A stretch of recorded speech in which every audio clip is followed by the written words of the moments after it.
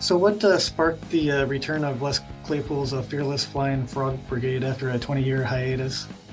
Massive public demand. Um, yeah, that was a joke, but not totally a joke. We're sort of in between Primus runs. There's been requests for the past handful of years for the early Frog Brigade playing Animals in its entirety incarnation. So it just seemed like the right time to do it. And it started off with a few festivals, and now it's become this entire tour. So 2 months of my life and more. Actually, I think more's been added on. I know with owning a Pachyderm winery, you've probably been to Napa a few times, and I saw that that was one of the show dates. Have you played any shows there before? You know, I live in this ignorant bliss of not knowing where the hell I'm gonna play and usually when. So, I mean, I played Napa. We did a New Year's run with the Bastard Jazz with Vinny Caliuta on drums, which was pretty sweet. But I think it's a different venue. But I could be wrong. I don't even know. How fun will it be to play with Fishbone again, like on the Napa date? Well, anytime you can play with Fishbone, it's a wonderful, wonderful thing. And I haven't seen those guys in a number of years. I keep in touch with Norwood, who is an absolute champ. But I'm very excited to play with Fishbone again. You know, Fishbone in the day was the world's greatest live band, and I have very, very fond memories of touring with them, watching them play, and the camaraderie and kinship that we have. So I'm very excited. I know that you also have a July date at Hard Rock Live in Sacramento. What are you looking forward to about that show? I didn't even know about it.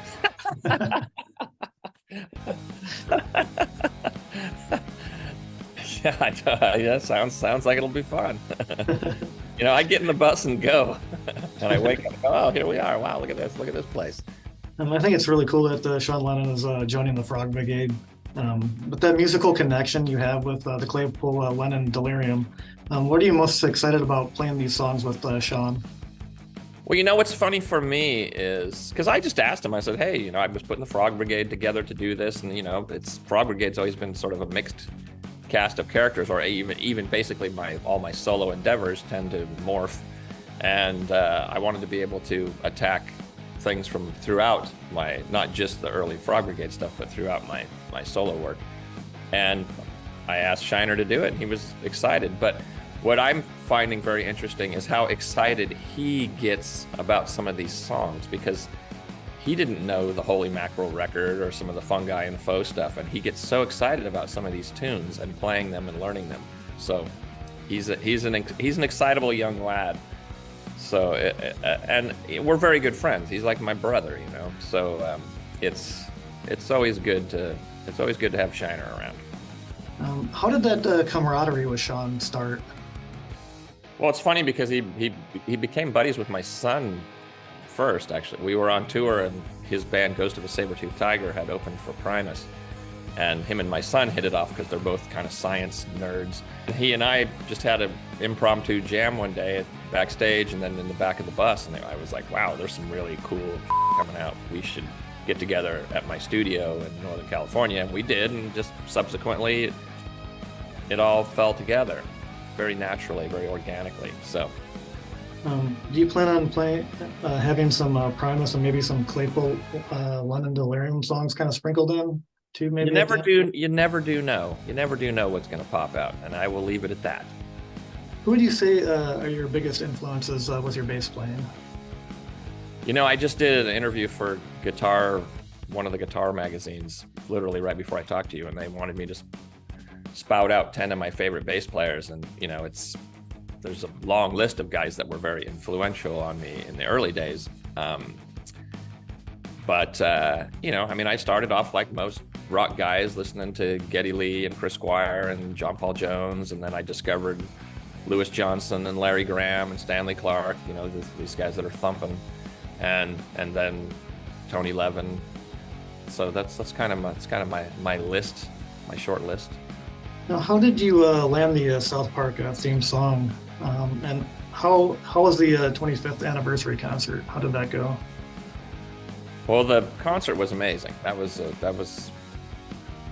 there was a lot of rehearsal went into that just to coordinate everybody and whatnot, and get Matt and Trey comfortable with getting ready to go on stage in front of a load of people, because that's not what they do. But it was incredible, and the whole thing went amazingly well. As far as how we originally got the gig, these two guys fresh out of college had made this little cartoon, Spirit of Christmas, and they were Primus fans, so they sent it over and asked if we would do the theme song for this pilot and we never thought it would even get on television, let alone become a international phenomenon. So we did it because we thought it was cool, not because of the profile or any of that, because there was no profile. How has your many projects outside of Primus kind of helped keep the music exciting within Primus? I think variety is the spice of life. I've always said I'm very proud of my resume and the notion that I've got to meet and befriend and collaborate with a lot of my heroes, and I've been able to do some very cool things. I'm in a band with Stuart Copeland, for Christ's sakes. That's an amazing thing, my thing with Sean, playing with Bernie Worrell. But I think more than anything, I have friends that are in bands that don't do anything else, which is a smart business move. That's a brilliant business move. But for me as a creative person, I would go insane, and I think we would have made some crappy Primus records, because we would have been trying to force a square peg into the round hole, or whatever metaphor you want to use. Whereas by me going off and doing Holy Mackerel, that was the first solo project, and then Frog Brigade and Fancy Band and Oysterhead and all these things, it helps keep Primus. I'm not trying to bring in a bunch of other crap into Primus and changing it. So, and I think that's very important, that Primus remain the thumbprint of myself, Larry Lalonde, and Tim Alexander for the most part, and even the days when Brain and Jay were in the band, so that it's the thumbprint of those three individuals, not me trying to force some of my, I even said in the old days that Highball with the Devil were songs that I didn't want to inflict upon the guys in Primus. So it keeps it fresh. If we were doing a Primus tour this summer, it probably wouldn't be that great, because we just did a bunch of touring. So this gives the three of us a chance to breathe, because I'm going off and doing Frog Brigade for a while. And by the time this is over, I'll be itching to get in the studio with Larry and Herb. So, and that's a good feeling. I don't want to do it just because, we need to make a record. Hey, we got some mortgage payments. It's like, I want to do it because I'm excited to go and get in the room with those guys. Is there any chance that the Frog Brigade would have a new album, or maybe even like a live album based on the tour, kind of like you've done in the past? I don't know. I think a live album is more likely, but there's no plans of any of this. I'm halfway through a Delirium record with Shiner, so got to finish that up. I'm, in the middle of a record with Billy Strings, so we got to finish that up. So there's things in the pipeline, and I know we're working on getting some Primus live records out, because we've never released a live record except for our very first one. So we've been going through all these tapes. We're working. My son and a buddy of his, Jimmy Hayward, are directing the new Primus documentary. So that's in the works. There's a lot of things in the works. So. Pretty cool. Is there going to be any maybe live footage of Primus, like a DVD or a Blu-ray coming out, or will do they still make DVDs and Blu-rays? Man, you're talking old school. Yeah, or even streaming. Or you do Betamax. or maybe even streaming. I know that Betamax only. That's the way to go. Yeah. There's a lot of stuff being, my son's working on this documentary. He literally has gone through 900 hours of video footage. So there's a lot of stuff he's sifting through to make this documentary. So. Yeah, that sounds like that'll be pretty cool. Is there any date for the documentary, or is it just kind of like it's already overdue as far as I know. I don't know. It's his deal.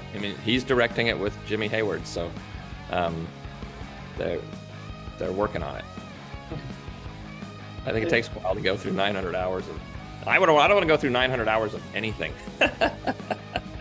So. It's cool. Yeah. Hopefully he hasn't learned anything shocking about his old man in the process, because I don't know what's on those damn tapes. I'm sure there'll probably be some Woodstock footage from '94, and I have no idea. Every now and again, I've walked in there when he's going through this footage, and I'll see stuff. I go, holy, I forgot all about that. You know, like there's all of a sudden there's Alex Lifeson playing trumpet on "Here Come the Bastards" with a piece of electrical tape on his lip, so it looks like he has a big mustache. You know, like I had forgotten all about that. You know, but those things happen. I know that there's kind of like all the rumors about, when you were starting out with Metallica, doing the audition for that. I mean, how accurate are those rumors about how they said you were too good to be in Metallica and you should start your own band? Well, I mean, that's a stretch. I had Primus. Primus was going. So I went to high school with Kirk. And he's part of the reason why I got into music, because he was always talking about getting his Stratocaster and all these things, and we had algebra together. And he formed Exodus, and I joined another band that needed a bass player. And so I had heard he had this band that was doing pretty well. I wasn't into metal. I was listening to all this, Public Image Limited and early Peter Gabriel and Fred Frith and things like that. I knew nothing about Metallica or the metal scene in the Bay Area, and I kept hearing about how his band was doing well, my old buddy Kirk. So then I actually met Cliff right before he passed away, because we did a Primus gig with Faith No More, and he was at that show. And then I heard like a month later that he had died in that bus crash. And so Kirk called me and said, hey, you want to come down and audition? And I didn't know shit about Metallica. I had Ride the Lightning because he had given it to me. And I learned the songs, and I went in. I didn't realize how popular they were or anything. And I played, and I did not fit, as is evidence with the results. So, I showed up with a blonde mohawk and a hat like this on, and 2 different colored tennis shoes and baggy skater pants. I did not fit. I didn't fit the image of and a bass that looked like a hunk of driftwood. I didn't fit, so I didn't get the gig. But they were very kind to me, and James said years later that I didn't get the gig because I was too good, but I have a feeling it was more that they thought I was a freaking weird-looking bug. But who knows? But they're good guys, and I tell you what, they have the perfect bass player, and have had for the past 20 years now with Robert. He's a monster player. He's one of the sweetest, nicest humans in the music industry, so they got an amazing thing going. They didn't need me in there screwing it all up.